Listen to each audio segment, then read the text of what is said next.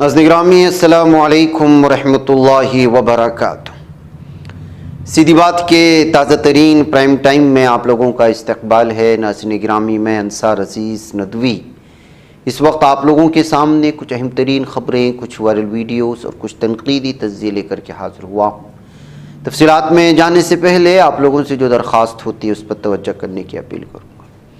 سب سے پہلے ناظرین گرامی، کل پرائم ٹائم میں ہم نے ایک مسلم فیملی پر کچھ سیٹ شیئرنگ کو لے کر کے یو پی کے امیٹھی میں حملہ کیے جانے کی بات ہم نے کہی تھی اور خبر دکھائی تھی۔ اب خبر یہ آ رہی ہے کہ توحید نامی شخص پر جان لیوا حملہ کرنے والے ان ہندوتوا ٹیررسٹ کو، جن کے نام پون، سجیت، دیپک اور متھن بتایا گیا ہے، ان کو گرفتار کر لیا گیا ہے۔ تو ناظرین گرامی، اس وقت صورتحال جس طرح سے بھیانک مسلمانوں کے لیے ٹرینوں میں، بسوں میں اور دیگر علاقوں میں جو بنتی جا رہی ہے وہ بہت ہی بھیانک ہے۔ ناظرین، بنگلہ دیش کی حکومت نے حال ہی میں پاکستان کے حوالے سے ایک فیصلہ لیا جس کو بھارت یہ تصور کرتا ہے کہ یہ بھارت کے لیے مشکلیں کھڑا کرے گا، یا پھر یوں کہا جا سکتا ہے جس طرح کے تبصرے ہیں کہ بھارت کی سلامتی کے لیے خطرناک ثابت ہو سکتا ہے، جیسے بھارت کا میڈیا اس کو اسی طرح بنا کر کے پیش کر رہا ہے۔ بنگلہ دیش حکومت کے نئے فیصلے کے مطابق اب پاکستانیوں کو وہاں جانے میں کسی قسم کی پابندی کا سامنا نہیں کرنا پڑے گا۔ ایک رپورٹ کے مطابق بنگلہ دیش کی عبوری حکومت کی پاکستان سے محبت تیزی سے بڑھ رہی ہے۔ بنگلہ دیش حکومت کے نئے فیصلے کے مطابق اب پاکستانیوں کو وہاں جانے کے لیے ویزا کے حوالے سے سخت قوانین کا سامنا نہیں کرنا پڑے گا۔ اس وقت پاکستان کے شہریوں کو بنگلہ دیش کا ویزا حاصل کرنے کے لیے سیکیورٹی کلیئرنس کی ضرورت ہوتی تھی، جو اب نہیں ہوگی۔ ماہرین کا ماننا ہے کہ پاکستان کے حوالے سے بنگلہ دیش کی عبوری حکومت کا یہ فیصلہ بھارت کی سلامتی کے لیے مسائل پیدا کر سکتا ہے۔ در حقیقت جب تک شیخ حسینہ کی عوامی لیگ پارٹی بنگلہ دیش میں برسر اقتدار تھی، پاکستان کے ساتھ تعلقات اچھے نہیں تھے۔ شیخ حسینہ کی جماعت پاکستان کو 1971 کے مظالم اور 1975 میں شیخ مجیب الرحمان کے قتل میں ISI کے کردار کا ذمہ دار قرار دیتی ہے۔ تعلقات پہلے ہی کافی عرصے سے خراب تھے، جس کے بعد شیخ حسینہ نے سال 2019 میں پاکستان کے حوالے سے سخت فیصلہ لیا۔ اس فیصلے کے مطابق بنگلہ دیش میں داخل ہونے کے لیے پہلے نو آبجیکشن کلیئرنس کو لازمی قرار دیا گیا۔ حال ہی میں بنگلہ دیش کا تختہ الٹنے کے بعد شیخ حسینہ پناہ کے لیے ہندوستان آئی، جس کے بعد بنگلہ دیش میں محمد یونس کی سربراہی میں عبوری حکومت قائم ہوئی۔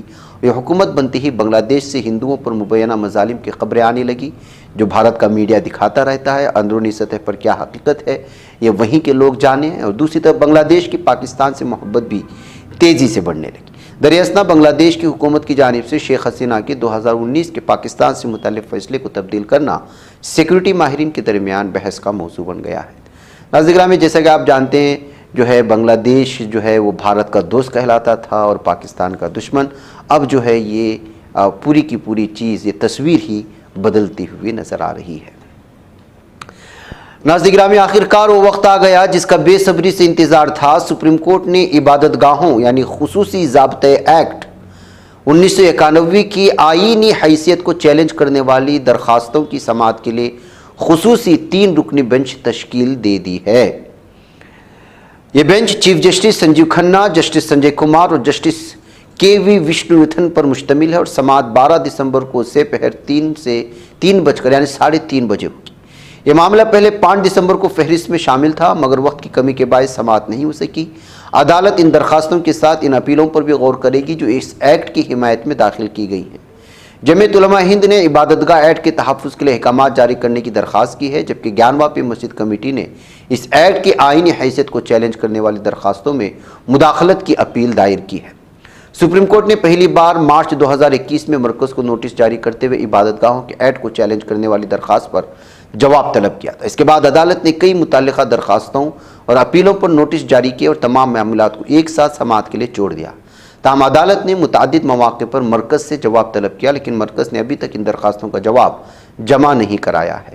اس معاملے میں آخری حکم گزشتہ سال 31 نومبر کو رجسٹرار کورٹ نے جاری کیا تھا، جس میں کہا گیا تھا کہ مرکز نے ابھی تک اپنا جوابی حلف نامہ داخل نہیں کیا۔ عدالت میں دائر درخواستوں میں عبادت گاہ خصوصی ضابطہ ایکٹ 1991 کی دفعات 2, 3 اور 4 کی آئینی حیثیت کو چیلنج کیا گیا ہے۔ یہ دلیل دی گئی ہے کہ یہ نہ صرف آئین کی دفعات کی خلاف ورزی کرتی ہے بلکہ سیکولرزم کے اصولوں کے لیے بھی منافی ہے۔ ناظرین گرامی، اس وقت دیکھنا ہے کہ چونکہ جس طرح سے اس ایکٹ کی کھلم کھلا خلاف ورزی کرتے ہوئے مسلمانوں کے درگاہوں پر، مسلمانوں کے مساجد پر، خانقاہوں پر اور الگ الگ علاقوں پر اس وقت جس طرح قبضہ کرنے کی کوششیں ہو رہی ہیں، چوری چھپے عدالت کا دروازہ کھٹکھٹاتے ہوئے، ظاہر سی بات ہے اگر یہ ایکٹ پوری طرح سے لاگو ہوگا تو پھر کوئی بھی کسی بھی مسجد پر دعوے کی ہمت نہیں کرے گا۔ ادھر مولانا عبدالرب اعظمی صدر جمعیت علماء یوپی و ناظم مدرسہ انوار العلوم جہانہ گنج طویل علالت کے بعد آج مالک حقیقی سے جا ملنے یعنی ان کی ثانی ارتحال کی خبریں آ رہی ہیں۔ ان کی عمر 70 سال تھی، 40 سالوں تک مدرسہ انوار العلوم کے ناظم رہے ہیں اور متحرک و فعال شخصیت تھے اور جمعیت علماء یوپی کے صدر بھی تھے اور ان کے بہت ساری قربانیاں ہیں اور بہت سارے الگ الگ عہدوں پر بھی فائز تھے۔ تو ایسی صورتحال میں ان کے انتقال پر الگ الگ علاقوں سے، الگ الگ مدارس سے اور الگ الگ تنظیموں سے تعزیت پیش کی جا رہی ہیں۔ تو ناظرین گرامی، لگتا ہے کہ انڈیا گٹھ بندھن میں دراڑیں پیدا ہونی شروع ہو گئی ہیں اور اس کا آغاز آج سے شروع ہو چکا ہے۔ مغربی بنگال کی وزیر اعلیٰ ممتا بنرجی نے جب اپوزیشن انڈیا اتحاد کی ذمہ داری سنبھالنے کے بارے میں کہا تو سیاسی حلقوں میں ہلچل تیز ہو چکی ہے۔ Congress, R J D, S P اور Shiv Sena you B T کے لیڈروں نے ممتا کے بیان پر رد عمل ظاہر کیا۔ اس دوران کانگریس کے رکن پارلیمنٹ عمران مسعود نے کہا کہ ممتا جی ایک عظیم لیڈر ہیں لیکن راہل گاندھی کے علاوہ کوئی بھی ملک کی قیادت کرنے کی پوزیشن میں نہیں ہے۔ مغربی بنگال کے وزیر اعلیٰ اور ترنمول کانگریس کی سربراہ ممتا بنرجی نے جمعہ کو ایک بیان دیا جس سے اب اپوزیشن انڈیا بلاک میں ہلچل بڑھ گئی ہے۔ دراصل ممتا بنرجی نے حالیہ انتخابات اور ضمنی انتخابات میں انڈیا بلاک کی کارکردگی پر مایوسی کا اظہار کیا اور کہا کہ وہ اس کی ذمہ داری سنبھالنے کے لیے تیار ہیں۔ ممتا کی اس بیان پر انڈیا بلاک کے لیڈروں نے رد عمل کا اظہار کیا اور کچھ نے تنقید کی اور کچھ نے سخت بیانات دیے۔ کانگریس سی ایم پی ورشا گائیکواڑ نے کہا کہ ممتا بنرجی کو ایسا لگتا ہے لیکن ہم ایسا محسوس نہیں کرتے، ہم بات کریں گے، ان کی پارٹی ان کے کہنے پر چلتی ہے، ہم کانگریس کی ہدایت پر عمل کرتے ہیں۔ ٹی ایم سی کے بعد بائیں بازو نے بھی کانگریس پر سوال اٹھائے۔ بائیں بازو کے رہنما ڈی راجا نے کہا کانگریس کو خود کا جائزہ لینے کی ضرورت ہے، صورتحال انڈیا بلاک کی میٹنگ کا مطالبہ کرتی ہے۔ کانگریس نے ہریانہ اور مہاراشٹر کے انتخابات میں اتحادیوں کو ایڈجسٹ نہیں کیا۔ اگر کانگریس انڈیا بلاک کی اتحادیوں کو ایڈجسٹ کرتی تو لوک سبھا اور ہریانہ مہاراشٹر کے نتائج مختلف ہوتے، یہ کہتے ہوئے اس وقت دھیرے دھیرے انڈیا بلاک میں کچھ الگ قسم کی آوازیں اٹھنے لگی ہیں جو انڈیا بلاک کو کھوکھلا کر سکتی ہیں۔ ناظرین گرامی، پٹنہ سے ایک ویڈیو وائرل ہو رہی ہے، اس کی صرف تصویر ہم آپ کے سامنے پیش کریں گے۔ یہاں پر ایک ٹھیکیدار نے ایک بینک میں گھس کر کے لیڈی مینیجر کو دھمکانے کی کوشش کی اور جب وہ گالی گلوچ کر رہا تھا تو اس خاتون نے اس کی ویڈیو بنانا چاہی لیکن اس کا ویڈیو نکال کر کے، اس کا فون نکال کر کے پھینک دیا ہے۔ اب پولیس نے اس ٹھیکیدار کو گرفتار کر کے اس کے اس رویے پر کارروائی کرنے کی بات کر رہی ہے۔ اتر پردیش کے مظفر نگر میں ریلوے اسٹیشن کے بالکل سامنے بنی مسجد کو دشمن کی ملکیت قرار دے دیا گیا ہے۔ یہ مسجد پاکستان کے پہلے وزیر اعظم لیاقت علی کے خاندان کی زمین پر تعمیر ہے، جہاں 4 دکانوں کی بھی تعمیر کی گئی ہے۔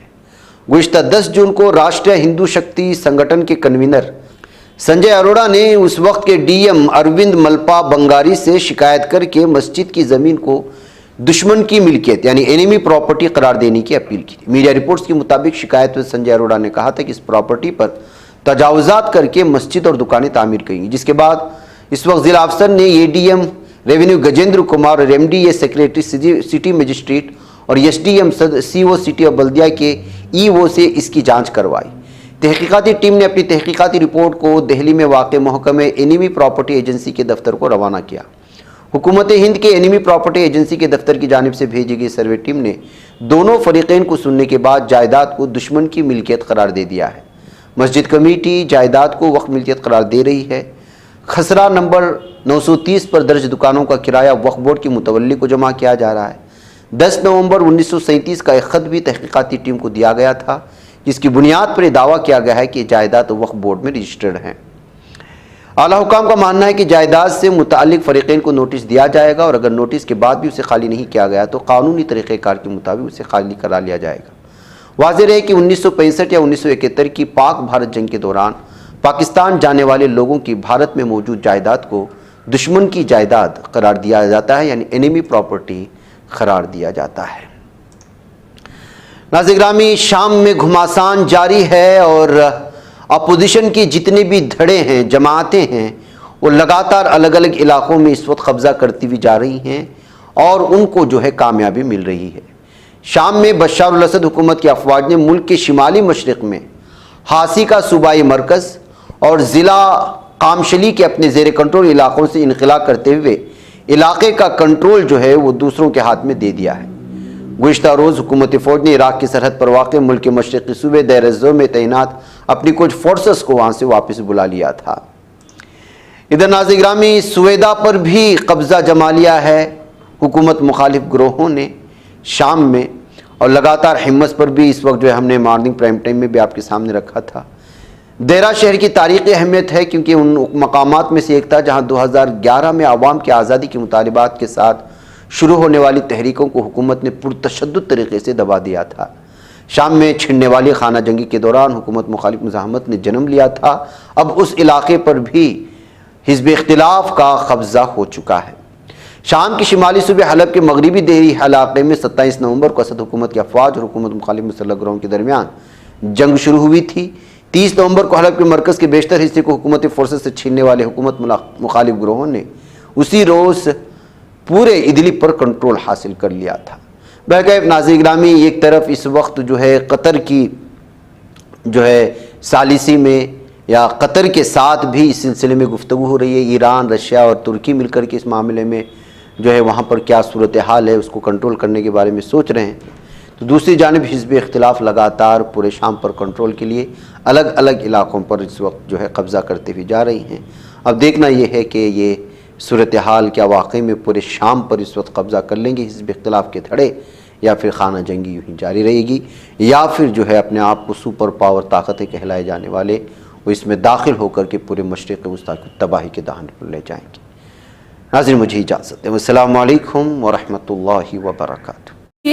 بچ پاتا ہے کوئی صحافی کی نگاہوں سے، ملاتا ہے یہ لوگوں کو محبت کی پناہوں سے، کرم اور درد مندی کا ہے ایک سنسار سیدھی بات، عزیمت جرأت و ہمت کا ہے اظہار سیدھی بات، عزیمت جرأت و ہمت کا ہے اظہار سیدھی بات۔ یہ چینل حق نگر بن کر کچل دیتا ہے فتنوں کو،